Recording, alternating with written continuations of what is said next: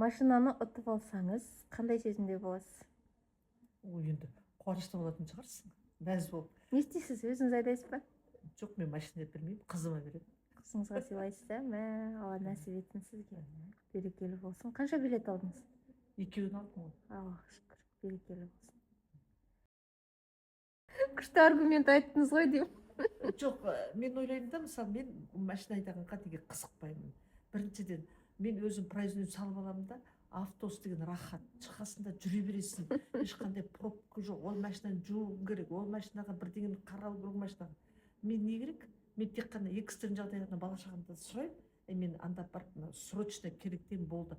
Басқа уақытында шығамын, автобусқа отырамын да кете беремін, рахат. Зейнетте отырған адаммын, не керек маған өйтіп басымды қатырып? Рахат. Бірақ та қызыңызға сыйлаған сезім керек, Машина мысалы, қазір мысалы мен Ақтауда қызыма керек, жұмысын ауыстырып жатыр, ана қаланың сыртына барады, ол қаланың ішінде емес. Оған мысалы машина қазір керек. Егер ұтып алсам, қуана қызыма берсем, қызым қуана мінеді да, Ақтаумен анау қаланың промыслының екі ортасында чапқылап жүре береді. Кептеліс жоқ, андай не жоқ. Ол жұмыс көлігі оған. Қандай сезімде болады деңізші?